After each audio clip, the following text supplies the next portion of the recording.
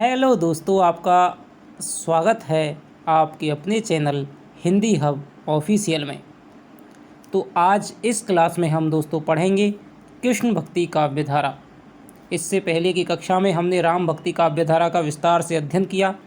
उसके प्रमुख कवि कौन कौन से हैं उनका दोस्तों हमने अध्ययन किया था। तुलसीदास है, उसके प्रमुख ग्रंथ रामचरितमानस के और उनकी क्या क्या विशेषताएं हैं राम भक्ति काव्य धारा की, ये हमने दोस्तों देखी थी।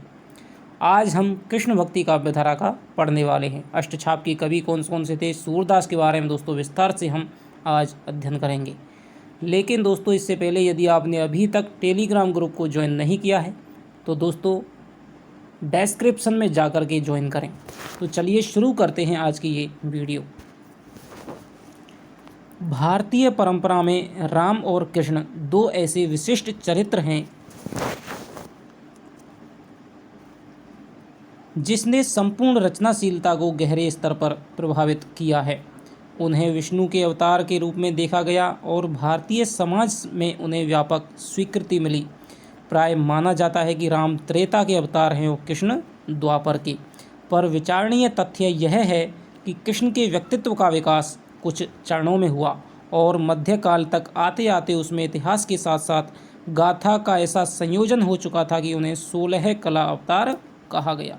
तो 16 कलाओं का जो अवतार है वो आपके कृष्ण को माना जाता है। भारतीय रचनाशीलता ने कृष्ण के बाल रूप से लेकर के महाभारत तक के उसके व्यक्तित्व का उपयोग किया और वे ऐसे चरित्र हैं जो केवल साहित्य तक सीमित नहीं हैं बल्कि नृत्य हैं, संगीत हैं, चित्र में, मूर्ति में, लोक समग्र रचना संसार में उनकी उल्लेखनीय उपस्थिति है। तो जो 16 कलाओं में भी दोस्तों निपुण थे, ठीक है, 16 कलाओं के अवतार थे। हालांकि जो कृष्ण है वो 64 कलाएं मानी जाती हैं, उनमें दोस्तों सभी में पारंगत थे, ठीक है, इसीलिए प्रत्येक कला में है उनकी उपस्थिति महनीय मानी जाती है। कृष्ण का चरित्र इतिहास के लंबे प्रवाह में रूपांतरित होता रहा।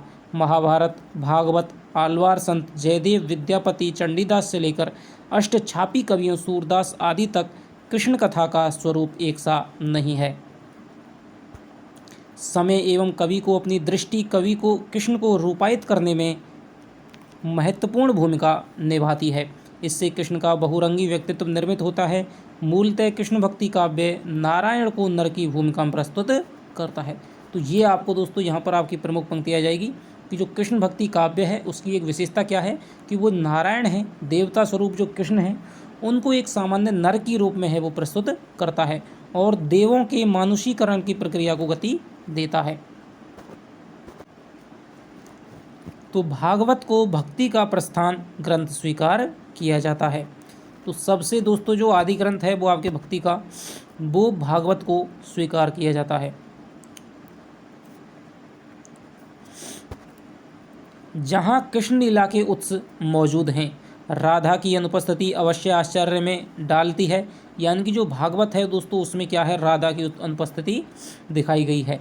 लगभग इसी समय 6वीं से 9वीं शताब्दी के बीच तमिल आरवार संतों के पदों का संकलन दिव्य प्रबंधक है, जहाँ कृष्ण भक्ति को पूरी रागमयता में प्रस्तुत किया गया है। आलवार संतों की भक्ति भावनामय है पर भागवत को कृष्ण के अवतारी रूप का बराबर ध्यान है और इसमें ईश्वरत्व के संकेत निरंतर मौजूद हैं। किस प्रकार मौजूद हैं, भागवत में ये मिलता है कि भाई उन्होंने कालिका का जो आपकी पूतना है, पूतना, ठीक है, नाग दमन किया था, कालिया नाग का दमन किया था, पूतना का वध किया था। तो इस प्रकार के जो आपके ईश्वरत्व के जो संकेत हैं वो भागवत में कथाओं के माध्यम से मिलते हैं। ऐसा प्रतीत होता है कि इन दोनों रूपों के संयोजन से परवर्ती कृष्ण भक्ति काव्य विकसित हुआ। एक ओर कृष्ण के मानव रूप हैं जो उनकी लीलाओं के माध्यम से व्यक्त हुआ है, दूसरी ओर उनके देवत्व के संकेत भी हैं। आगे चलकर वैष्णवाचार्यों यानी कि रामानुज, मध्वाचार्य, निम्बार्काचार्य, विष्णु स्वामी ने भक्ति का प्रवृत्ति मार्गी दर्शन है, ये दोस्तों प्रवृत्ति मार्गी नहीं है, ये है प्रपत्ति मार्गी दर्शन निर्मित किया और भक्ति के द्वार सभी जातियों के लिए खोले। इससे कृष्ण के चरित्र को व्यापकता एवं लोकप्रियता मिली। कृष्ण भक्ति काव्य को दार्शनिक धरातल पर स्थापित करने के लिए निम्बार्क और वल्लभाचार्य का उल्लेख विशेष रूप से माना जाता है।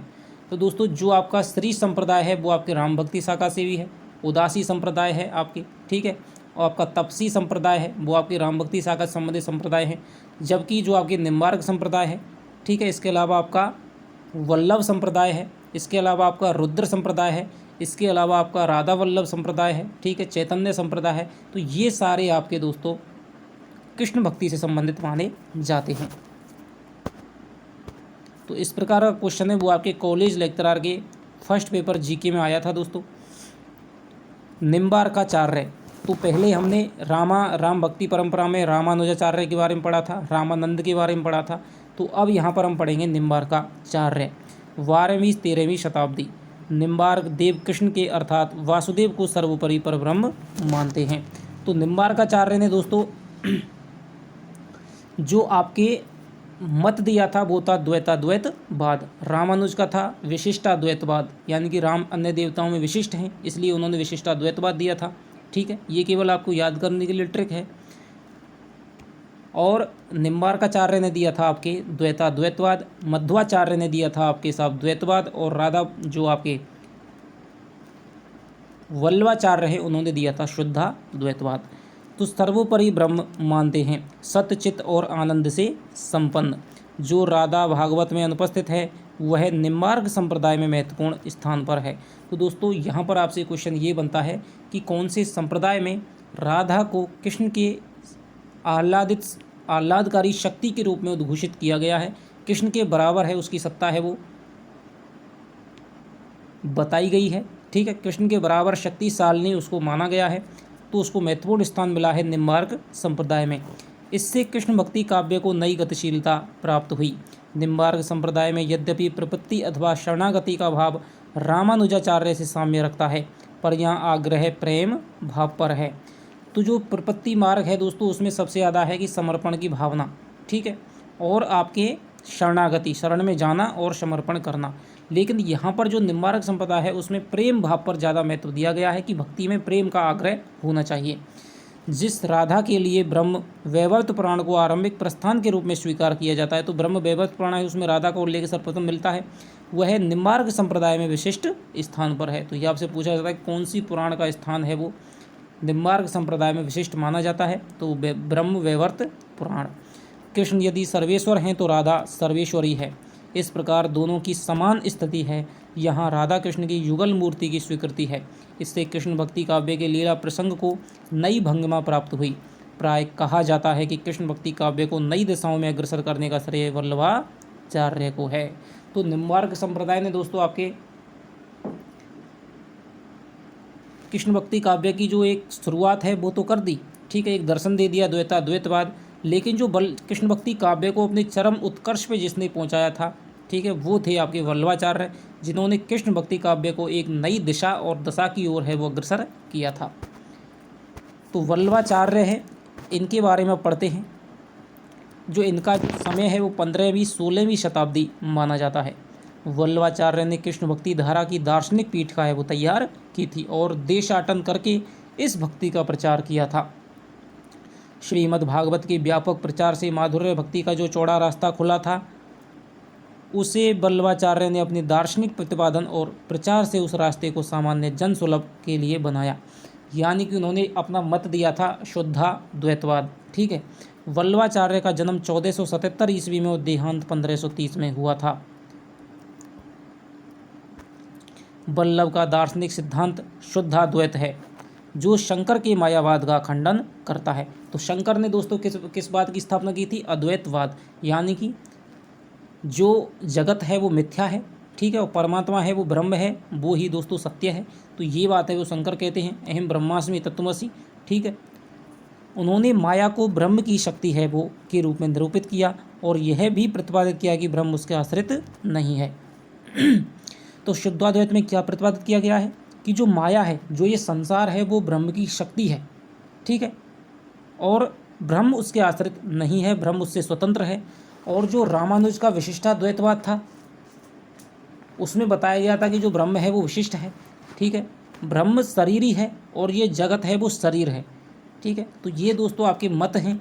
जब आप फिलोसॉफी वगैरह है, दार्शनिक, ठीक है, दर्शन जब आप पढ़ते हैं वहाँ पर है इनके बारे में विस्तार से पढ़ाया जाता है। लेकिन हिंदी में आपको आप गहराई से भी यदि पढ़ते हैं तब आपके लिए इन वादों का है वो पढ़ाया जाता है।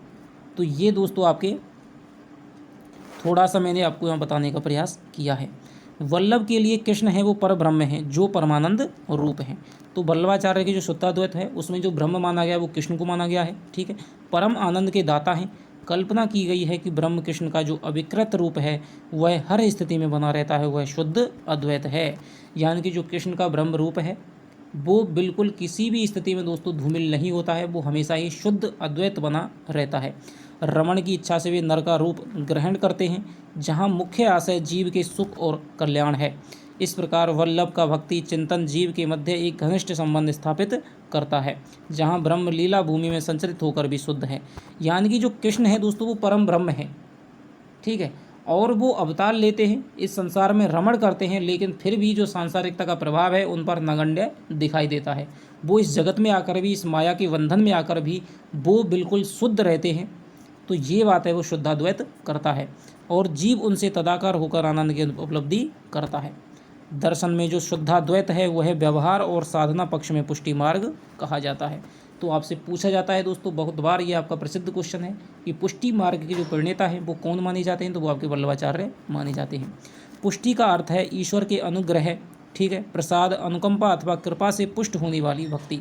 यहाँ की इसमें जीव है वो कोई भी कामना नहीं करता है, ईश्वर की जो कृपा है उसके माध्यम से ही जो हमें अनुग्रह मिलता है, ठीक है, वो भक्ति होती है, उसे ही हम पुष्टि मार्ग कहते हैं। यहाँ ईश्वर की कृपा ही प्राप्य है, वही परम सुख है और परम आनंद है। कृष्ण भक्ति में गोपिकाएं मोक्ष की कामना नहीं करती हैं, ठीक है, तो इसलिए यहाँ पर कामना का जो स्थान है वो नगण्य है।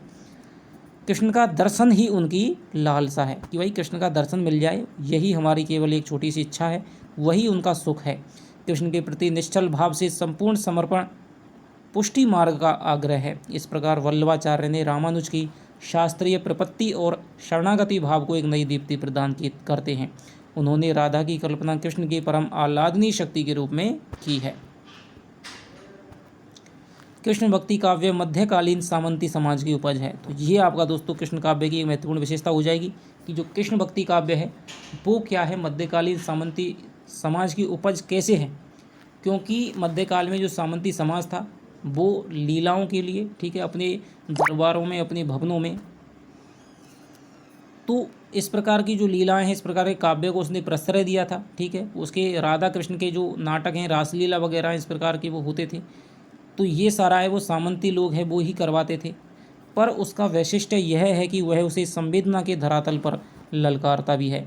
सामंती देहवाद के स्थान पर वह प्रेम में राग भाव को स्वीकृति देता है, जिसका पर्यवसान भक्ति में होता है।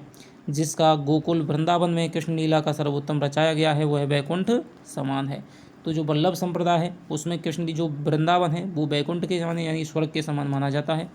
कृष्ण जीव के सुख के लिए अवतरित होते हैं और वे निर्विकार हैं। बाल लीलाओं के माध्यम से कृष्ण का निर्मल रूप उभरता है।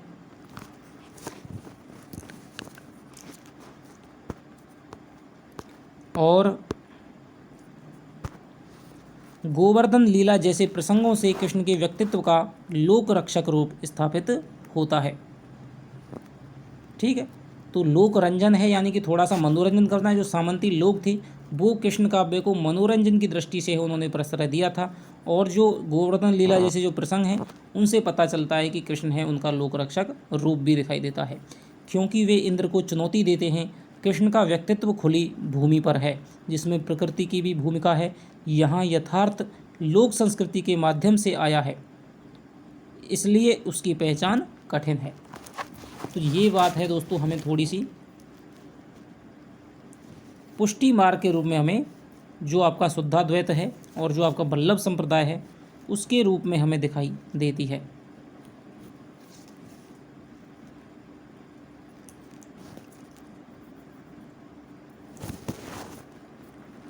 अब हम आगे पढ़ते हैं दोस्तों। कृष्ण भक्ति काव्य शास्त्र के स्थान पर लोक का वर्णन करता है। तो ये आपको ध्यान रखना है कि ये आपका लोक आश्रय में पनपा हुआ काव्य है, ठीक है। शास्त्र को इसमें महत्वपूर्ण स्थान नहीं दिया गया है, तो ये लोक का वर्णन करता है। और कर्मकांड आदि की यहाँ भी कोई अनिवार्यता नहीं है। उपास्य यानी कि जो उपास्य यानी कि जिसकी उपासना कर रहे हैं, और उपासक यानी कि जो साधना या भक्ति कर रहा है, के मध्य सीधा संवाद इसकी विशेषता है। कृष्ण की जो लोक छवि लीलाओं के माध्यम से उभरती है वही उन्हें पूज्य बनाती है। इसलिए कवियों का आग्रह सगुण भक्ति पर है। तो ये दोनों दोस्तों सगुण भक्ति के प्रकार हैं, राम मार्गी कृष्ण मार्गी, जिसका आधार कृष्ण की विभिन्न लीलाएं हैं। बाल जीवन में जो जो उन्होंने लीला की थी, ठीक है, कालियाना का दमन किया था, आपकी पूतना वध किया था, ठीक है, तो इस प्रकार विभिन्न राक्षसों का भी वध किया था। जो माखन की लीलाएं थी, वृंदावन विहार है, और रास लीलाएं उन्होंने जो की थी, उनका जो चित्रण है वो आपके इस संप्रदाय में मिलता है। भ्रमर गीत प्रसंग में गोपिकाएं ऊधों द्वारा प्रतिपादित निर्गुण को अस्वीकार कर देती हैं।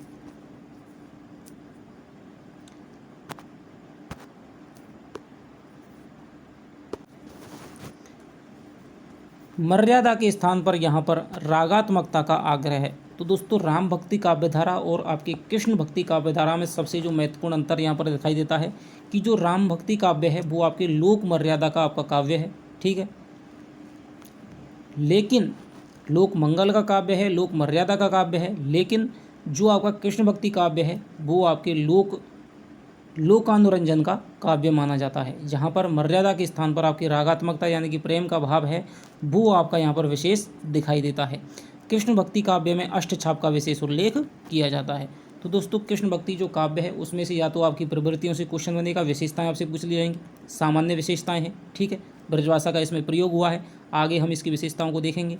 लेकिन जो सर्वाधिक महत्वपूर्ण बनता है वो आपके अष्टछाप के कवि हैं, ठीक है, उनसे ही आपका प्रश्न है वो जहाँ तक पूछा जाता है। इसके अलावा आपके जैसे और संप्रदाय हैं, हरिदासी संप्रदाय है, राधा वल्लभ संप्रदाय है, ठीक है, सखी संप्रदाय जिसे कहा जाता है, तो वहाँ से आपकी एक आध दो रचनाएं हैं, ठीक है, उनसे आपका या उनके प्रवर्तक कौन है ये आपसे पूछा जा सकता है। इसके अलावा इतनी गहराई में वो नहीं जाएगा कि जैसे आपके बिहारिन दास हैं, इनसे भी वो और अधिक इनकी भी गहराई में जाकर के क्वेश्चन पूछे, तो ऐसा नहीं हो सकता है सेकंड ग्रेड फर्स्ट ग्रेड के हिसाब से। तो वो हम दोस्तों आगे देखेंगे। सबसे पहले हम पढ़ते हैं अष्टछाप क्या है। वल्लभाचार्य ने विशिष्टाद्वैतवादी पुष्टि मार्ग की स्थापना की थी, ठीक है। तो वल्लभाचार्य ने जो मत दिया था दोस्तों वो आपके थे, पुष्टि मार्ग की स्थापना है वो वल्लभाचार्य ने की थी, ठीक है, और जो मत दिया था वो था आपका शुद्धाद्वैतवाद। आगे चलकर उनके पुत्र थे विट्ठलनाथ ने अष्टछाप कवियों की परिकल्पना की थी। तो ये आपसे दोस्तों पूछा जाता है कि जो अष्टछाप कवियों की मंडली थी वो किसके मन की उपज थी, तो आप ज़्यादातर कर जाते हैं कि भाई ये वल्लभाचार्य की थी, लेकिन दोस्तों वो विट्ठलनाथ के मन की उपज थी। 4 शिष्य उसमें वल्लभाचार्य के थे, 4 शिष्य उसमें विट्ठलनाथ के थे, लेकिन विट्ठलनाथ ने 1565 में आपकी अष्टछाप की मंडली का है वो निर्माण किया था, जिन्हें कृष्ण सखा भी कहा जाता है। तो इन्हें अष्ट सखा कहा जाता है, अष्टछाप के कवि कहा जाता है, कृष्ण मंडली कहा जाता है, कृष्ण सखा कहा जाता है। इनमें 4 वल्लभाचार्य के शिष्य हैं, सूरदास, कुंभन दास, परमानंद दास और कृष्ण दास। तो सुकुकुरप वल्लभ के प्यारे, तो ये आप इस प्रकार से याद रख सकते हैं, किसी भी प्रकार से आप इनकी ट्रिक बना सकते हैं। यहाँ से आपका प्रश्न है दोस्तों वो हर बार पूछा जाता है कि निम्न में से कौन सा वल्लभ का शिष्य नहीं है। तो सूरदास, कुंभन दास, परमानंद दास और कृष्णदास। तो सुकुक्रप, तो ठीक है, तो ये आप याद रख सकते हैं, सुकुक्रप वल्लभ के प्यारे। जब मैं आपको कक्षा में पढ़ा रहा हूँ दोस्तों तो उनमें आपको विस्तार के साथ में मैं ये चीज़ें सब बताऊँगा। विट्ठलनाथ के शिष्य हैं नंद दास, गोविंद स्वामी, छीत स्वामी और चतुर्भुज दास। तो यानी कि गो छन छी, गो छन छी विट्ठल को दुलारे। तो ये आप इस प्रकार से याद रख सकते हैं। वल्लभ संप्रदाय में अष्टछाप कवियों का विशेष स्थान है। कहा जाता है जब गोवर्धन में श्रीनाथ जी की प्रतिष्ठा हो गई थी, तो श्रीनाथ जी की जो प्रतिष्ठा है वो आपके वल्लभाचार्य ने करवाई थी गोवर्धन में, ठीक है, तब ये भक्त कवि अष्टछाप सेवा में संलग्न रहते थे। मंगलाचरण श्रृंगार से लेकर के संध्या आरती तक और शयन तक अष्टछाप के कवियों में सूरदास सर्वोपरि है। तो दोस्तों श्रीनाथ जी का जो मंदिर है गोवर्धन में स्थापित करवाया था आपके, ठीक है, तो उसमें अष्टयाम सेवा का उल्लेख मिलता है। आपसे पूछा जा सकता है कि अष्टयाम सेवा का उल्लेख है वो आपके किस संप्रदाय संबंधित है, तो वो आपके कृष्ण भक्ति संप्रदाय से है। अष्टयाम सेवा क्या थी कि सुबह से लेकर के मंगलाचरण, श्रृंगार, संध्या आचरण, शयन तक है वो पंखा वगैरह झलना रहना, तो ये 8 सखा थे। इनको 8 प्रकार के काम है वो दिए गए थे, ठीक है, प्रत्येक यानी कि 1 पहर का काम है वो एक व्यक्ति को दिया गया था। तो इन कवियों में जो सूरदास है वो सर्वोपरि है, जबकि भक्ति काव्य में तुलसी के समकक्ष माना जाता है। तुलसीदास आचार्य रामचंद्र शुक्ल के प्रिय कवि हैं, पर उन्होंने यह भी स्वीकार किया है कि माधुर्य भाव में सूर सागर रस का आगार है। तो ये बात किसने कही है? सूरसागर को रस का आगार आपके आचार्य रामचंद्र शुक्ल ने। जहाँ तक वात्सल्य और श्रृंगार का प्रश्न है, सूर सर्वोपरि है। यहाँ हम इन अष्टछाप के कवियों और उनकी रचनाओं का संक्षिप्त परिचय प्रस्तुत करेंगे।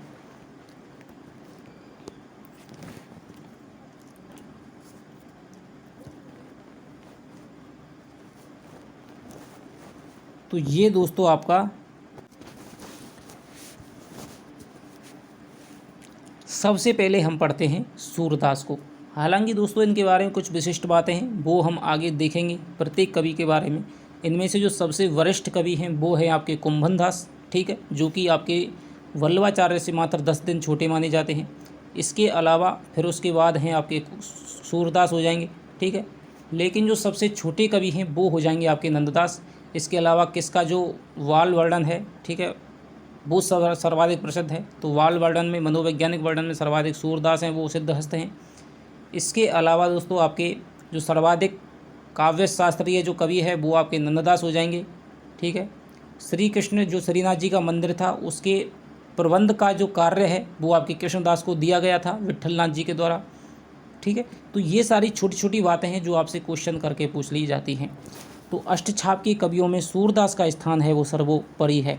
इनका जन्म 1483 ईस्वी के आसपास माना जाता है। इनकी मृत्यु अनुमानतः 1563 में लगभग हुई। इनके बारे में भक्तमाल और 84 वैष्णवन की वार्ता से थोड़ी बहुत जानकारी मिल जाती है। आईने अकबरी और मुंशियात अबुल फजल में भी किसी संत सूरदास का उल्लेख है, किंतु वे बनारस के कोई और सूरदास प्रतीत होते हैं। अनुश्रुति यह अवश्य है। कहीं भी दोस्तों आप डेट वगैरह को देख करके ये मत समझना, हालांकि थोड़ी बहुत माइनर मिस्टेक दोस्तों प्रत्येक बुक में मिलती है, ठीक है, वो आपकी टाइपिंग की गलतियाँ होती हैं। लेकिन किसी में आप सोचेंगे 1483 है, ये गलत है, जबकि इनका तो 1478 है, ठीक है। तो ये आप दोस्तों विभिन्न विद्वानों के अनुसार है वो डेट मानी गई है। तो ये जो ग्रंथ है कहीं पर तो आचार्य शुक्ल का अनुकरण करके लिखा गया है, कोई बात इसमें डॉक्टर नगेंद्र के अनुसरण से लिखी गई है, ठीक है। तो उनके अनुसार ये तिथियाँ आपकी दे दी जाती हैं।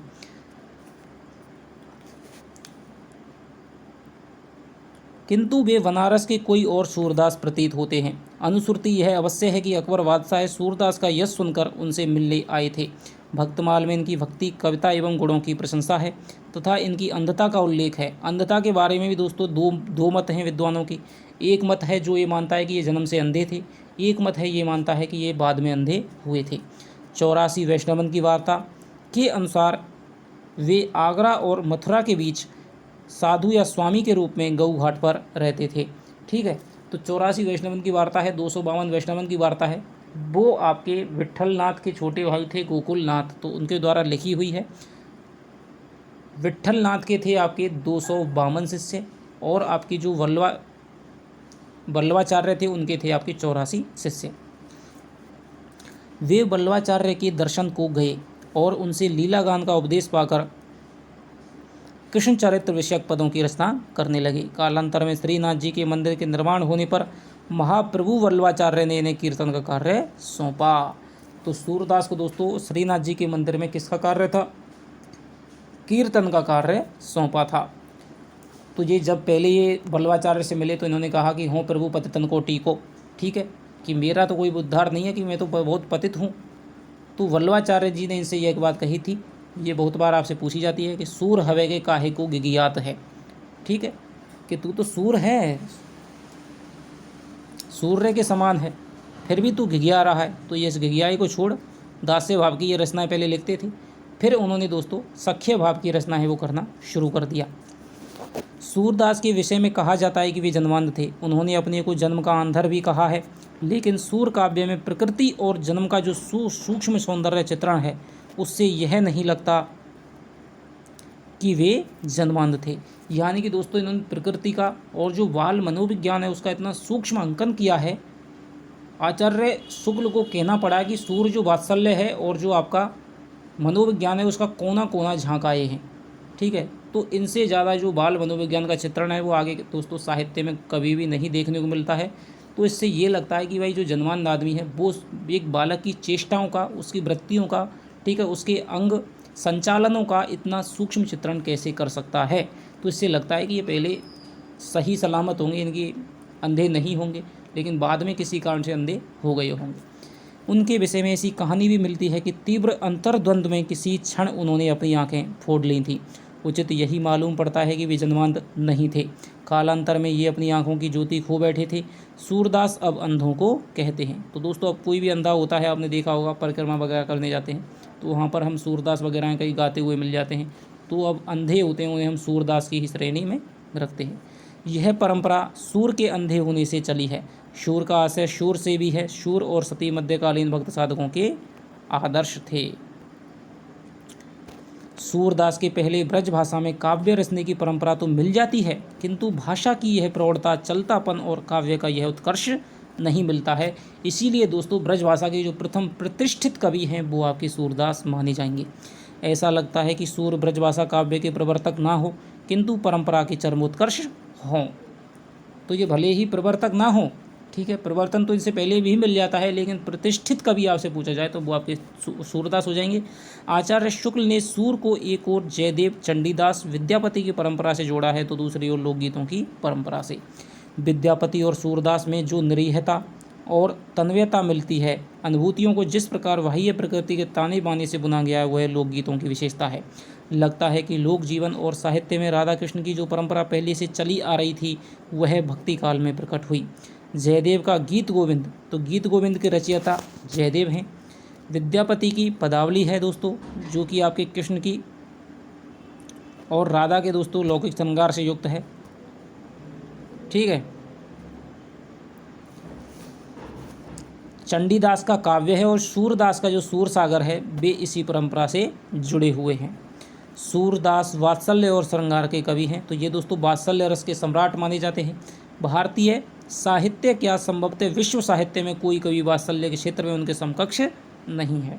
तो ये बात आचार्य शुक्ल कहते हैं। यह उनकी ऐसी विशेषता है कि केवल इसी के आधार पर वे साहित्य क्षेत्र में अत्यंत उच्च स्थान के अधिकारी माने जाते हैं। बाल जीवन का पर्यवेक्षण और चित्रण महान सहृदय या मानव प्रेमी व्यक्ति ही कर सकता है। सूरदास ने वात्सल्य एवं श्रृंगार का वर्णन लोक सामान्य की भावभूमि पर किया है। तो यह आचार्य शुक्ल का दोस्तों कथन है। मार्मिकता, मनोवैज्ञानिकता, स्वाभाविकता जीवन के यथार्थ में ही होते हैं। तुलसी की अपेक्षा सूर का विषय क्षेत्र सीमित अवश्य है, किंतु सूर ने राधा कृष्ण की प्रेम लीला और कृष्ण की बाल लीला को प्रकृति और कर्म के विशद क्षेत्र का संदर्भ प्रदान कर दिया है। लोक साहित्य में यह संदर्भ सहज तौर पर जुड़ा दिखलाई देता है। सूर ने अपनी रचना में प्रकृति और जीवन के कर्म के क्षेत्रों को अचूक कौशल से उतार दिया है। लोक साहित्य की सहज जीवंतता जितनी शूर के का साहित्य में मिलती है, हिंदी के किसी काव्य में नहीं मिलती है। तो ये बात है दोस्तों सूरदास के काव्य के बारे में कही जाती है कि ये सर्वाधिक जो वात्सल्य रस है, कि माता बच्चे का जो प्रेम होता है, बड़ों का छोटों के प्रति जो अनुग्रह होता है, वो आपके वात्सल भाव होता है, तो उसका इन्होंने वर्णन किया है। और श्रृंगार रस का इन्होंने दोस्तों बहुत ही ज़्यादा वर्णन किया है। तो ये बात दोस्तों सूरदास के बारे में कही जाती है।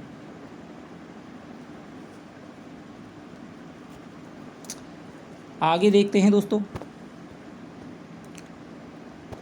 सूर की बाल लीला का वर्णन अपनी सहजता, मनोवैज्ञानिकता एवं स्वाभाविकता में अद्वितीय है। उनके काव्य बाल चेष्टाओं के स्वाभाविक मनोहर चित्रों के भंडार हैं। भक्ति ने भगवान का मानवीकरण कर दिया है। शूर के कृष्ण सामान्य गृहस्थ के बालक बन गए हैं, जो हट करके आंगन में लौटने लगते हैं। काहे को आरी करत मेरे मोहन, यूं तुम आंगन लेटी। यशोदा दही मथ रही है, कृष्ण हट करने लगे हैं, आकर आंचल पकड़ लिया है, दही भूमि पर ढुलक गया है। कृष्ण चलना सीख रहे हैं, पैर डगमगाते हैं, यशोदा हाथ पकड़कर उन्हें चलना सिखलाती है। सिखवत चलन यशोदा मैया, अर बराय कर पानी गहावती, डगमगात धर पैया। सूरदास की यहाँ राधा कृष्ण का प्रेम है वो परिचय से विकसित होता है। यानी कि जो सूरदास है उनके काव्य में जो राधा और जो कृष्ण का प्रेम है दोस्तों, वो प्रथम परिचय से विकसित होता है। क्या? जैसे राधा है वो आती है, सूर जो कृष्ण है वो मिलते हैं, एक दूसरे को जानते हैं, ठीक है, तो उनका जो परिचय होता है, थोड़ी बहुत बातचीत होती है, ठीक है। तो ये बात है, तभी उनका जो प्रेम है वो धीरे धीरे धीरे धीरे विकसित होता है। वह प्रकृति और कर्म क्षेत्र की पृष्ठभूमि में पुष्पित और पल्लवित होता है। गोचारण जीवन में प्रकृति का पूरा अवकाश था, ठीक है। इसलिए दोस्तों इनको पशुचारण, इनके सूरदास के काव्य है उसको पशुचारण काव्य की संज्ञा भी दी जाती है। क्योंकि इन्होंने जो कृष्ण है वो गाय चराते हैं, ठीक है, जंगल में जो प्रकृति है उसका वर्णन किया है।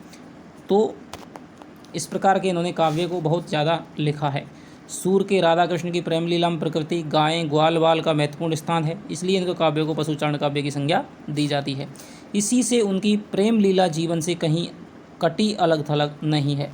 राधा और कृष्ण के प्रथम परिचय का जो चित्र सूर ने खींचा है वह उनके लोक परिचय का प्रमाण है। साहित्य में प्रेम के सूत्रपात का ऐसा जीवंत चित्र बहुत दुर्लभ होगा। तो राधा और कृष्ण का जो चित्र है दोस्तों, जो प्रेम है वो प्रथम परिचय से कैसे विकसित होता है, तो वो क्या बातचीत करते हैं कि बूझत श्याम कौन तू गोरी, कि श्याम कहते हैं कि हे श्याम तू गोरी तू कौन है, कहाँ रहती काकी है बेटी, किसकी बेटी है, देख ही नहीं कहूँ ब्रज कोरी, कि मैंने तुम्हें ब्रज क्षेत्र में अभी देखा ही नहीं है।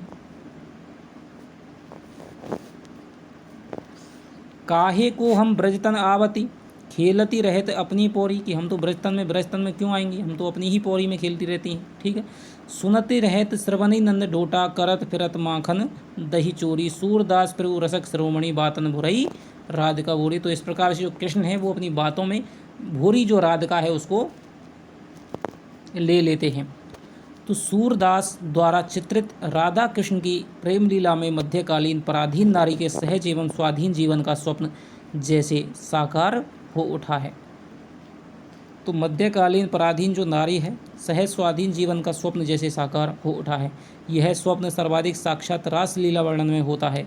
सूरदास के समय अर्थात 16वीं शती में ब्रज में नारियों को वह स्वाधीनता नहीं थी जिसका वर्णन सूरसागर में मिलता है। यानी कि जो सूरसागर में जो गोपियाँ हैं, जो अपनी स्वतंत्रता, ठीक है, अपनी भाव विह्वलता के कारण अपने प्रश्न करने की जो आपकी उनकी जो प्रत्युत्पन्नवती है उसके कारण जो प्रसिद्ध हैं, उससे ऐसा लगता है कि मध्यकाल में नारियां हैं वो स्वतंत्र थी, लेकिन इसके ठीक जो स्थिति है वो बिल्कुल विपरीत थी। उन्हें इतनी स्वाधीनता प्राप्त नहीं थी कि किसी भी अनजान पुरुष से वो ऐसे प्रश्न कर सकें। गोपियां लोक लाज तजकर के घर की चार दीवारी ही नहीं तोड़ती, वे कृष्ण की बांसुरी सुनकर उन सामाजिक व्यवस्था को भी तोड़ देती हैं। लेकिन जो तत्कालीन नारी थी तो वो क्या है, विभिन्न बंधनों में बंधी हुई थी जो नारियों को पराधीन रखती है। जिस तरह तुलसी ने मध्यकालीन भारत में दैहिक दैविक भौतिक तापों से रहित रामराज्य का स्वप्न देखा था, वैसे ही सूर ने कृष्ण कथा और रासलीला के माध्यम से एक ऐसा सर्व सुखद स्वप्न देखा है जिसमें नारी और पुरुष दोनों समान तौर पर स्वाधीन हैं। रासलीला सुख विभोर मानवता का सजीव गति में स्पंदित चित्र है। यहाँ मनुष्य सृष्टि के साथ ताल लय गति प्राण अनुभूति सभी तरह से एकमेक हो गया है। सूर का विरह वर्णन भी अधिकांशतः स्वाभाविक पद्धति से चित्रित है। इसमें भी कृष्ण की स्मृति प्राय दैनंदिन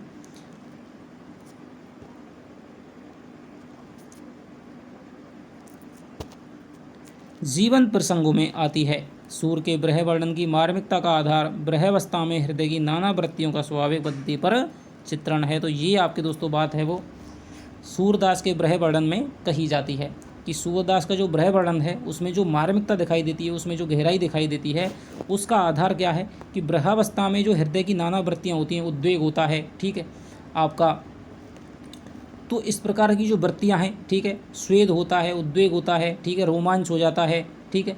तो ये विभिन्न जो संचारी भाव हैं उनकी वृत्तियों का जो स्वाभाविक चित्रण इन्होंने किया है, तो उससे ही जो ब्रह वर्णन है उसमें मार्मिकता दिखाई देती है।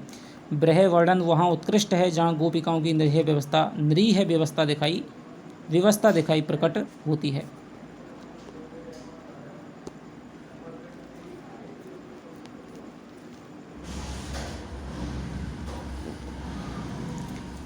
तो आगे पढ़ते हैं। सूरदास के गेय पद हैं दोस्तों वो मुक्तक हैं। इन्होंने ज़्यादातर है वो मुक्तक काव्य की रचना की है, किंतु उसमें प्रबंधात्मकता का रस है, इसलिए उन्हें गेय पद के साथ साथ लीला पद भी कहा जाता है। वे ब्रज भाषा के प्रथम प्रतिष्ठित कवि हैं। तो ये देखो वही बात आ गई, उनकी भाषा में साहित्यिकता के साथ चलतापन एवं प्रवाह भी है।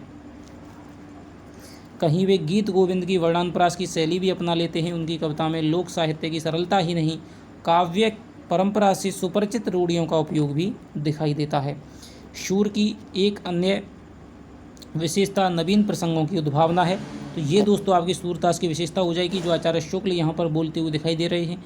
उन्होंने कृष्ण कथा विशेषतः बाल लीला एवं प्रेम लीला के अंशों को नवीन मनोरंजक वृत्तियों से भर दिया है, जैसे कि दान लीला, मान लीला, चीरहरण इत्यादि का उन्होंने अपनी मौलिक कल्पना का यहाँ पर सहारा लिया है। गेय पदों में सूरदास ने पूरे ब्रज की जो दारुण व्यथा उबारी है वह व्यथा प्रभाव की दृष्टि से नाटकों और महाकाव्यों में मिलने वाली करुणा के समान है। तो ये बात दोस्तों गेय पदों में ब्रज की जो दारुण व्यथा है उसके बारे में कहा गया है। तो ये दोस्तों हमारे हो गए आपके सूरदास, उनके बारे में हमने जाना। सूरदास के जो प्रधान ग्रंथ हैं वो हो जाएंगे आपके सूरसागर, सूर सारावली और साहित्य लहरी। साहित्य लहरी है दोस्तों वो इनके दृष्टिकूट पदों का संकलन है जो आपसे बार बार पूछा जाता है, ठीक है। उसमें 118 इनके दृष्टिकूट पद मिलते हैं लगभग। सूर सागर है, ठीक है, तो उसमें आपका भ्रमर गीत है वो आता है, भ्रमर गीत प्रसंग। उसी को दोस्तों कुछ उसके पदों को, मुख्य पदों को संकलित करके संपादित करने का जो कार्य है वो सबसे पहले आपका आचार्य रामचंद्र शुक्ल ने किया था। उससे पहले भी किया गया था, लेकिन जो सर्वाधिक आपका प्रमाणिक माना जाता है, ठीक है, तो वो आपके आचार्य रामचंद्र शुक्ल द्वारा संपादित भ्रमर गीत सार माना जाता है, जो आपके सेकंड ग्रेड में लगा हुआ है। उसके प्रथम 20 पद हैं वो आपके लगे हुए हैं। इनका अध्ययन हम दोस्तों विस्तार से करेंगे, आप बिल्कुल भी चिंता ना करें, ठीक है। तो ये है दोस्तों आपके सूरदास के बारे में। अब हम पढ़ते हैं कुंभनदास, जो कि कृष्ण भक्ति जो अष्टछाप थे उसमें सबसे बड़े वरिष्ठ कवि माने जाते हैं। ये क्वेश्चन आपसे पूछा जाता है। तो वल्लभाचार्य के अष्टछापी शिष्यों में कुंभनदास प्रथम शिष्य थे, ठीक है। तो कुंभनदास प्रथम शिष्य थे क्योंकि सबसे वरिष्ठ थे। वे पूरे विरक्त और धन मान मर्यादा की इच्छा से कोसों दूर भक्त के रूप में जाने जाते हैं। कहा जाता है कि वे गोवर्धन पर्वत से कुछ दूर जमुनावतो नामक गांव में रहा करते थे। कुंभनदास ग्रस्त होते हुए भी कृष्ण भक्ति में लीन रहने वाले साधु वृत्ति के पुरुष थे। 1492 ईस्वी में वल्लभाचार्य से दीक्षा लेने के बाद वे श्रीनाथ मंदिर में कीर्तन गान करने लगे। अष्टछाप के प्रसिद्ध कवि चतुर्भुज दास इनके ही सबसे छोटे पुत्र थे। तो या तो दोस्तों ये क्वेश्चन पूछा जाता है, एक क्वेश्चन पूछा जाता है कि सूरदास के जो अष्टछाप के कवि हैं उनमें सबसे वरिष्ठ कौन थे, तो कुंभनदास। दूसरा आपसे प्रश्न पूछा जाता है कि कुंभनदास के पुत्र का क्या नाम था, तो वो था आपके चतुर्भुज दास। तीसरा प्रश्न इनसे पूछा जाता है कि कौन सा जो कवि है वो अकबर से मिला था अष्टछाप का कवि, तो वो था आपका कुंभनदास। और चौथी इनकी पंक्ति देकर के पूछा जाता है कि निम्न पंक्तियाँ किस कवि की हैं, तो वो हो जाएंगी आपके कुंभनदास की। तो एक बार अकबर बादशाह के बुलाने पर इन्हें फतेहपुर सीकरी जाना पड़ा था, जहाँ इनका बड़ा सम्मान हुआ था, पर इन्हें बहुत बड़ा खेद रहा, जैसा कि इस पद से व्यंजित होता है कि संतन को कहा सीकरी सो काम, आवत जात पनैया टूटी विसर गयो हरि नाम, जिनको मुख देखे दुख उपजत तिनको करवे परे सलाम, और कुंभनदास लाल गिरधर बिनु और सबे बेकाम। तो संतन को कहा सीकरी सो काम, ये आपसे पंक्ति देकर के कही जाती है कि ये किस कवि की पंक्ति है, किस काव्य से संबंधित है, तो अष्टछाप या फिर कृष्ण काव्य। किस कवि की है, कुंभनदास की। सबसे वरिष्ठ कवि कौन थे, कुंभनदास थे। वल्लभाचार्य उनके प्रथम शिष्य कौन थे, कुंभनदास थे। इनके पुत्र का नाम क्या था, वो था आपके चतुर्भुज दास। और अकबर से मिलने के लिए फतेहपुर सीकरी नामक स्थान पर गए थे।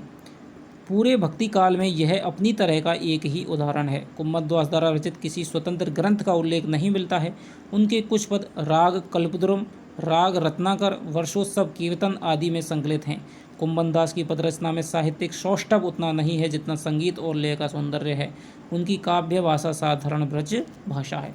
तो ये हमें दोस्तों आपके कुंभनदास के बारे में मुख्य रूप से पता चली है। तो आज हम वल्लभ के जो शिष्य हैं उनको दोस्तों पढ़ लेते हैं, फिर हम विट्ठलनाथ के 4 शिष्यों को उसके बाद में अगली कक्षा में, और उसके बाद में कृष्ण काव्य की विशेषताएं हैं और भक्ति काल को समाप्त कर देंगे। तो अगले जो कवि हैं वो हो जाएंगे आपके परमानंद दास। अष्टछाप के कवियों में इनका विशेष स्थान था। अनुश्रुतियों के आधार पर इनका जन्म 1493 ईस्वी में माना जाता है। ये वल्लभाचार्य से 15 वर्ष छोटे थे। परमानंद का जन्म उज्जैन के कान्यकुब्ज ब्राह्मण परिवार में हुआ था। बचपन से ही काव्य रचना में इनकी प्रवृत्ति थी एवं संगीत का भी अच्छा ज्ञान था। ये अविवाहित थे और धनार्जन के लिए किसी तरह के व्यवसाय से नहीं जुड़े थे। जिन्होंने अरेल प्रयाग में दोस्तों वल्लभाचार्य से दीक्षा ली थी। ये आपसे पूछा जाता है कि परमानंद दास हैं, उन्होंने किस स्थान पर वल्लभाचार्य से दीक्षा प्राप्त की थी, तो अरेल प्रयाग नामक स्थान पर। परमानंद की रचनाओं का प्रकाशन परमानंद सागर, परमानंद के पद और वल्लभ संप्रदाय कीर्तन पद संग्रह के नाम से हुआ है। तो परमानंद सागर 835 पद संकलित हैं। इनके पदों में सूर सागर की भांति भागवत की कथा का वर्णन नहीं है, अब तो इन्होंने कृष्ण के मथुरागमन से भ्रमर गीत तक के प्रसंग का ही मुख्य वर्णन किया है। परमानंद जी के सर्वाधिक पद बाल लीला से संबंधित हैं। वियोग श्रृंगार के वर्णन में परमानंद ने विशेष ख्याति प्राप्त की है। भाषा की दृष्टि से इनकी ब्रजभाषा बेजोड़ है। चित्रात्मकता, अलंकारिकता, प्रांजलता इनकी भाषा के विशेष गुण हैं। अष्टछाप के कवियों में काव्य सौंदर्य की दृष्टि से सूरदास और नंद के बाद इन्हीं का स्थान है। ठीक है, तो काव्य सौंदर्य यानी कि जिसमें आपके भाव पक्ष आ जाएगा और आपके कला पक्ष आ जाएगा, तो उसमें इनका जो स्थान है वो आपके तीसरा माना जाता है। सबसे पहले सूरदास, नंददास और फिर परमानंददास। तो ये इनका दोस्तों ब्रहवर्ण से संबंधित पद है कि जब ते प्रीति श्याम से कीनी, ता दिन से मेरे इन नैननी नेकऊ नींद ना लेनी। तो ये बात इन्होंने कही है। अगले जो आपके वल्लभाचार्य के जो शिष्य हैं वो हैं आपके कृष्णदास। तो कृष्णदास जन्मना शूद्र होते हुए भी वल्लभाचार्य कृपा पात्र थे। तो ये आपको दोस्तों विशिष्ट याद रखना है कि अष्टछाप के कौन से कवि हैं वो शूद्र जाति से थे, तो वो थे आपके कृष्णदास। अपनी बुद्धि एवं भक्ति के कारण ये श्रीनाथ जी मंदिर के अधिकारी पद पर आसीन हुए। दूसरा सबसे मोस्ट क्वेश्चन इससे पूछा जाता है कि श्रीनाथ जी के मंदिर के अधिकारी के नाम से कौन जाते थे? इन्हें अधिकारी के नाम से भी कहा जाता था और प्रबंध पटता का जो कार्य है वो कृष्णदास को सौंपा गया था। इनका जन्म गुजरात के राजनगर अहमदाबाद राज्य के चिलोतरा गाँव में 1496 में हुआ था। तो ये आपको दोस्तों याद रखना है कि ये गुजरात राज्य से संबंधित थे। गोस्वामी विट्ठलनाथ जी इनकी कुशाग्र बुद्धि और प्रतिभा के बड़े प्रशंसक थे। इनकी प्रबंध पटुता के कारण इन्हें मंदिर में प्रबंध का दायित्व सौंपा गया था। कृष्णदास काव्य एवं संगीत के मर्मज्ञ होने के साथ सुकवि और गायक भी थे। इन्होंने बाल लीला, राधा कृष्ण प्रेम प्रसंग, रूप सौंदर्य का बड़ा ही मनोहारी वर्णन किया है। मातृभाषा गुजराती होते हुए भी कृष्णदास ने न केवल ब्रज भाषा पर पूर्णाधिकार प्राप्त कर लिया था, बल्कि उसके श्रृंगारपूर्ण पदों में ब्रज भाषा की प्रांजलता देखने योग्य है। तो दोस्तों डॉक्टर नगेंद्र ने कहा है कि इनकी जो मातृभाषा थी वो गुजराती थी। तो ये भी आपसे पूछा सकता है कि अष्टछाप के किस कवि की भाषा है वो गुजराती थी, ठीक है, या फिर मूल भाषा है वो ब्रज भाषा नहीं थी। तो वो थे आपके कृष्णदास। लेकिन उन्होंने अभ्यास के माध्यम से ब्रज भाषा पर अपना अधिकार किया था। कि डॉक्टर नगेंद्र ने कहा है कि इस कवि की भाषा को देखकर लगता नहीं है कि इसकी जो मातृभाषा है वो ब्रजभाषा के अलावा अन्य कोई रही होगी।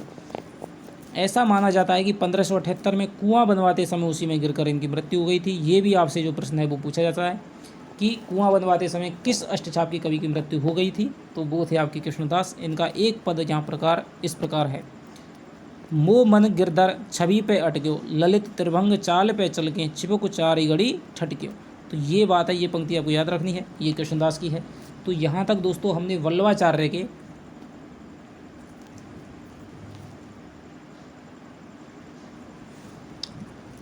चारों शिष्यों को पढ़ लिया है, ठीक है। अब दोस्तों कल की कक्षा में हम आपके रह गए हैं विट्ठलनाथ के 4 शिष्य, यानी कि गो छंछी विट्ठल को दुलारे। तो ये आपके 4 शिष्य रह गए। उसके अलावा कृष्ण भक्ति काव्य की जो विशेषताएं हैं वो पढ़ेंगे, और फिर भक्ति काल का जो आपका उपसंहार है, ठीक है, वो पढ़ेंगे, और कुछ एक क्वेश्चन है उनको भी हल करने का प्रयास करेंगे। तो आशा करता हूँ कि दोस्तों आपको ये कक्षाएँ हैं वो अत्यधिक पसंद आ रही होंगी, ठीक है। यदि दोस्तों पसंद आ रही हो, आपको मेरी मेहनत है वो लग रही है, दिख रही है दोस्तों, तो कृपया वीडियो को लाइक करके जाइएगा। और यदि चैनल पे आप नए हों तो दोस्तों चैनल को फिर आप सब्सक्राइब करना ना भूलिएगा, और बेल आइकन को भी दबा लें, जिससे कि प्रत्येक वीडियो का जो नोटिफिकेशन है वो आपको तुरंत मिल सके। तो चलिए आपसे मिलता हूँ अगली वीडियो में, अगली कक्षा में नई दोस्तों जानकारी के साथ में। तब तक आप अपना ख्याल रखिए। तब तक के लिए दोस्तों बाय बाय, जय हिंद, जय भारत।